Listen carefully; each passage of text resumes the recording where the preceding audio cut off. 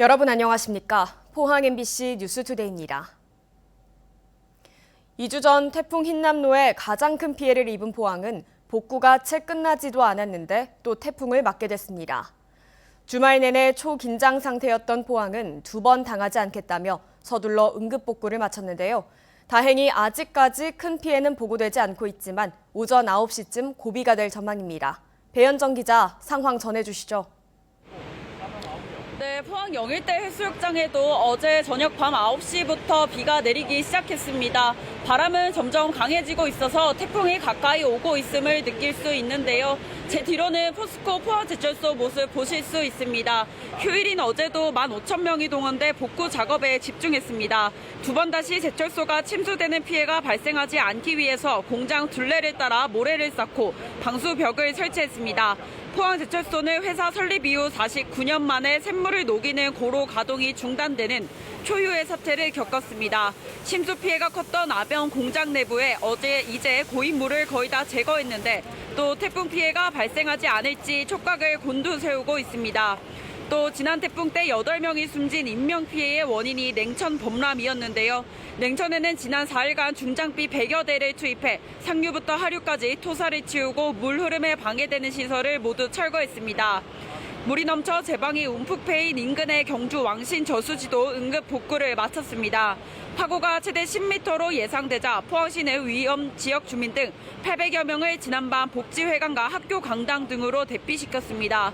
해병대 1사단을 구조를 돕기 위해 장갑차 10대와 구모보트 20여 대, 그리고 운용 병력까지 소방서 2곳에 배치했습니다. MBC 뉴스 배현정입니다.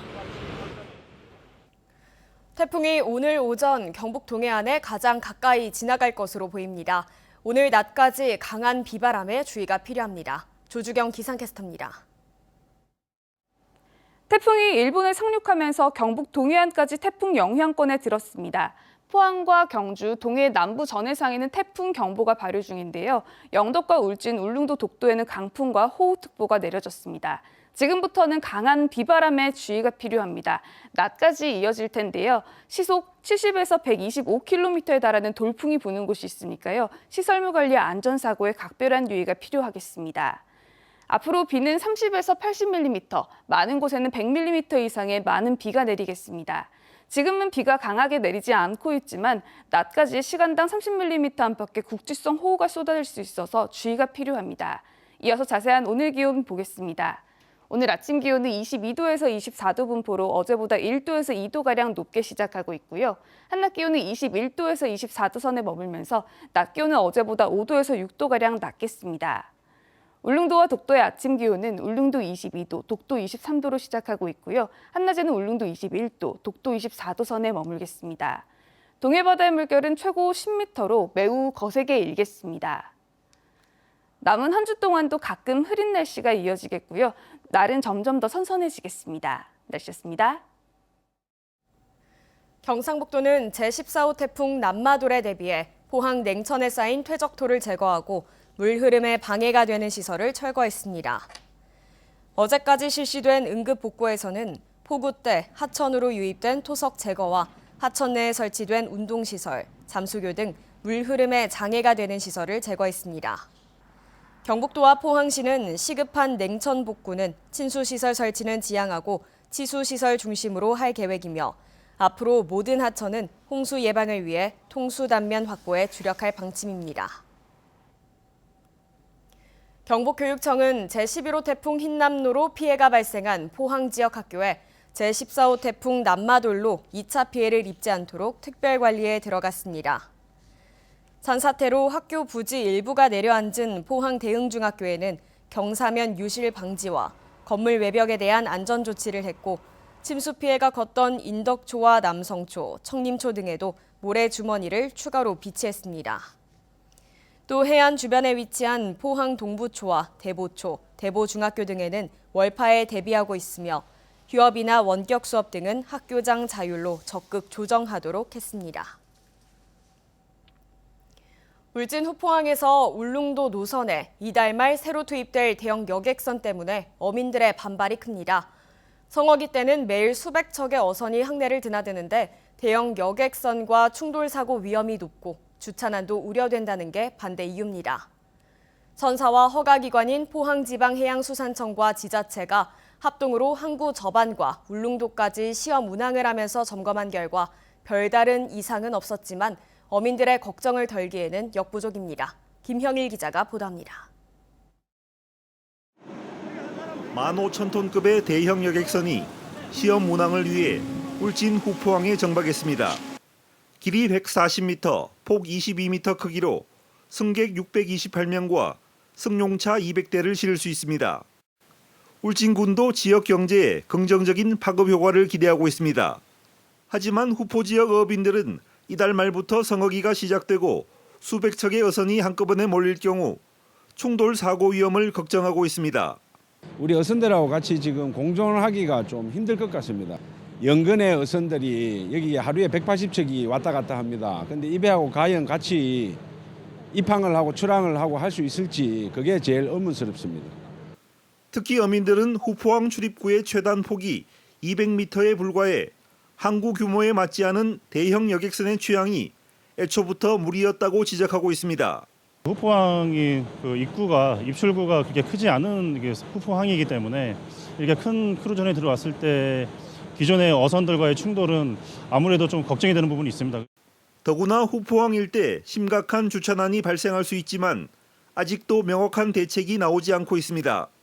지금 보다시피 그 선수로 차를 실는답니다. 근데 선수 쪽에 지금 주차 확보를 하지도 않은 상태이기 때문에 지금 주차 대란이 일어나지 쉽습니다.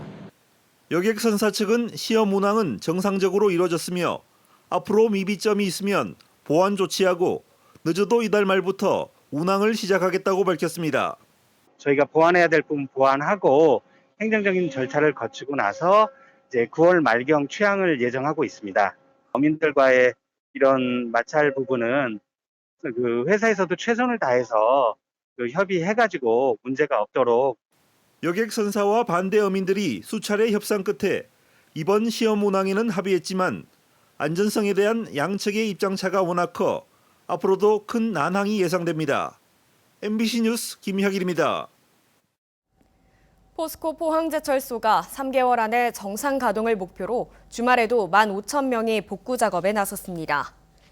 포스코에 따르면 포항제철소 침수 지역 가운데 복구 작업이 가장 더딘 아변 공장의 배수 작업이 현재 마무리 단계에 접어들면서 아변 지역의 지하 시설물 진흙과 뻘 제거를 위해 가능한 모든 인력과 장비를 총동원해 전력 공급이 67% 진행됐습니다. 한편 지난 15일 3전기 강판 공장 가동에 이어 17일에는 2전기 강판 공장 일부도 가동되기 시작했다고 포스코는 밝혔습니다.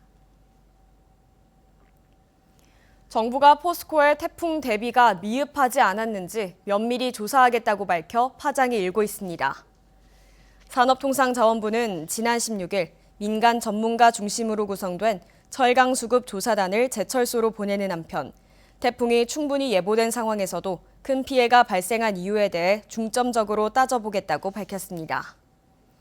하지만 포스코는 지난달 31일부터 태풍 상황실을 운영했고 태풍이 상륙한 지난 6일 전 직원 비상대기 등 대처에 나섰지만 냉천이 범람해 1시간도 안 돼 제철소가 순식간에 잠겼다고 해명했습니다. 일각에서는 정권 교체기마다 포스코 회장이 바뀐 만큼 이번 태풍 피해 책임론도 이와 무관치 않다는 분석이 나오고 있습니다. 요즘처럼 일교차가 커지는 환절기에는 감기 등 호흡기 질환에 걸리기 쉽습니다. 최근 인플루엔자의 의심 증상을 보이는 환자가 늘면서 3년 만에 인플루엔자 유행주의보가 내려졌는데요. 코로나19와 인플루엔자가 동시에 유행하는 트윈데믹 우려에 방역당국이 인플루엔자 대응과 예방에 나섰습니다. 김은혜 기자입니다. 대구의 한 소아과 병원입니다. 열이나 기침, 콧물이 심해 진료를 받는 환자들이 대부분입니다. 코로나19 유행이 계속되는 가운데 환절기에 접어들면서 호흡기 질환을 앓는 환자가 늘고 있습니다. 저희 애들 유치원에도 지금 한 반에 20명인데 지금 절반이 안 났거든요. 다 비슷한 거 걸렸든지 아니면 수족구 아니면 구내염도 같이 지금 돌고 있으니까. 올해 9월 4일에서 10일 사이 국내 외래 환자 1000명당 인플루엔자 의심 환자는 5.1명으로 유행 기준 4.9명을 넘어서 3년 만에 인플루엔자 유행 주의보가 내려졌습니다. 방역 당국은 사회적 거리 두기가 완화됐고 지난 2년간 유행이 없어 자연 면역이 낮아져 인플루엔자 유행 가능성이 높다고 보고 민감한 유행 기준을 적용했습니다. 코로나19와 함께 인플루엔자가 돌면은 더 큰 영향, 의료의 과중한 부하, 그리고 의료 체계의 부담이 증가, 이런 것들을 최소화하기 위해서 선제적인 대응입니다. 이렇게 생각하고. 코로나19와 인플루엔자 증상이 비슷하기 때문에 적기에 판단이 쉽지 않은 만큼 더 세심한 관찰과 대응이 필요합니다. 의료 현장에서는 코로나19 검사를 먼저 실시한 뒤 음성이면 인플루엔자 검사를 권하고 있습니다. 일단 목소리가 잠기고 목이 따갑고 그다음에 약간 가래가 처음에 끼면서 몸살, 열, 그게 조반 증상이에요. 근데 콧물이 거의 없어요. 근데 독감은 콧물이 좀 나요. 그러니까 처음부터 열이랑 몸살이 더 심하고 그다음에 콧물 기침을 같이 동반해요. 방역 당국은 인플루엔자 백신 접종으로 감염과 중증화를 낮출 수 있다며 코로나19 백신을 맞았더라도 인플루엔자 백신 접종을 권하고 있습니다. 보건소와 위탁 의료기관에서 고위험군을 대상으로 인플루엔자 무료 접종도 시작됩니다. 대구는 71만 명, 경북은 108만 명이 해당합니다. 사회적 거리두기 완화와 인플루엔자 면역력 약화로 트윈데믹이 현실화할 수 있다는 우려가 어느 때보다 높은 상황입니다.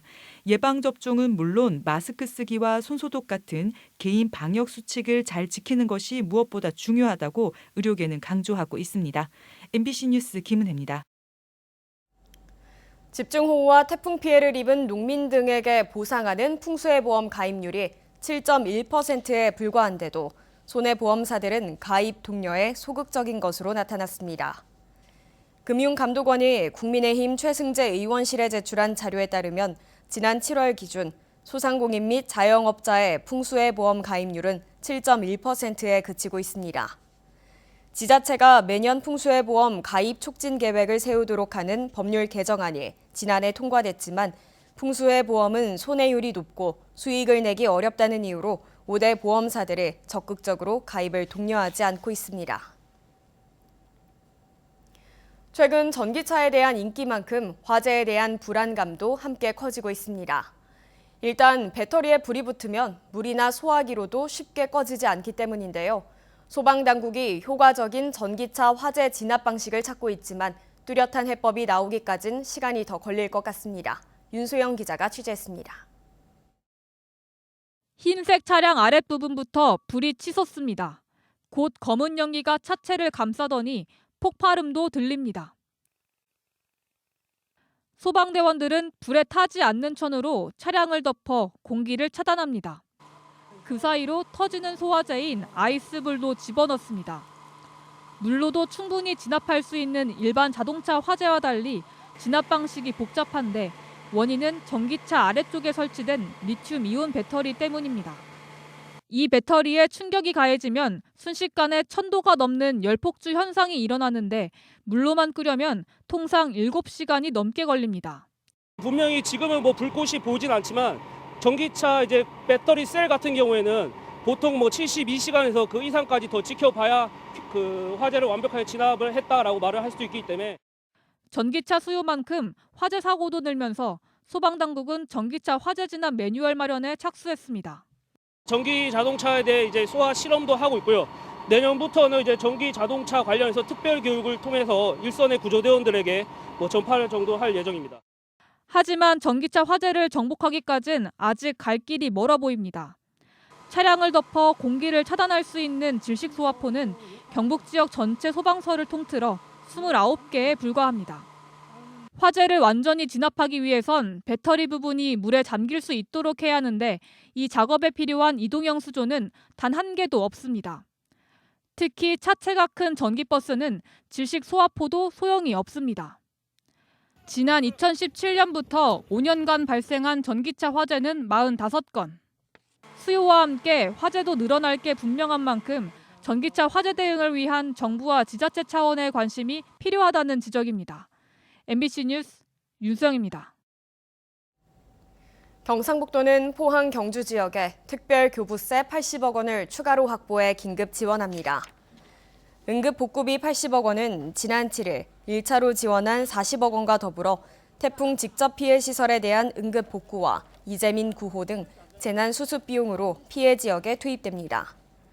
지난 6일 상륙한 태풍 흰남노는 포항 경주 지역에 주택 전파, 반파 416동, 주택 침수 5,739동, 농작물 피해 3,391헥타르, 도로 교량과 상하수도, 어항시설 등 공공시설 피해 1,268건 등 막대한 피해를 입혔습니다.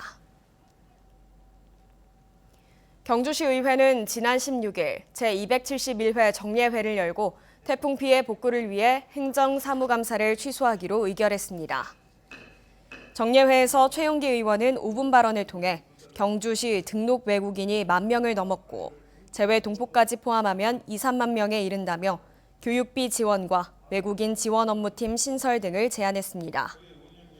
한편 포항시 의회는 공무원들의 태풍 피해 복구 전념을 위해 다음 달 16일부터 21일로 예정된 행정사무감사 취소 여부를 검토했지만 결론을 내지 못했습니다. 오는 24일 개최 예정이었던 경주시민체육대회가 무기한 연기됐습니다. 경주시는 읍면동별로 태풍 피해가 커 특별 재난지역으로 선포됐고 피해 복구에 행정력을 집중하기 위해 체육대회를 잠정 연기한다고 밝혔습니다. 경주시는 코로나19 등으로 4년 만인 올해 시민체육대회를 개최할 예정이었습니다.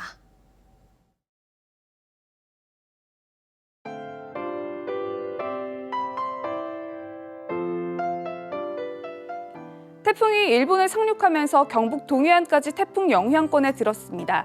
포항과 경주, 동해 남부 전해상에는 태풍 경보가 발효 중인데요. 영덕과 울진, 울릉도, 독도에는 강풍과 호우특보가 내려졌습니다.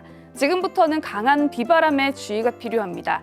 낮까지 이어질 텐데요. 시속 70에서 125km에 달하는 돌풍이 부는 곳이 있으니까요. 시설물 관리 안전사고에 각별한 유의가 필요하겠습니다. 앞으로 비는 30에서 80mm, 많은 곳에는 100mm 이상의 많은 비가 내리겠습니다. 지금은 비가 강하게 내리지 않고 있지만 낮까지 시간당 30mm 안팎의 국지성 호우가 쏟아질 수 있어서 주의가 필요합니다. 이어서 자세한 오늘 기온 보겠습니다. 오늘 아침 기온은 22도에서 24도 분포로 어제보다 1도에서 2도가량 높게 시작하고 있고요. 한낮 기온은 21도에서 24도 선에 머물면서 낮 기온은 어제보다 5도에서 6도가량 낮겠습니다. 울릉도와 독도의 아침 기온은 울릉도 22도, 독도 23도로 시작하고 있고요. 한낮에는 울릉도 21도, 독도 24도 선에 머물겠습니다. 동해바다의 물결은 최고 10m로 매우 거세게 일겠습니다. 남은 한 주 동안도 가끔 흐린 날씨가 이어지겠고요. 날은 점점 더 선선해지겠습니다. 날씨였습니다.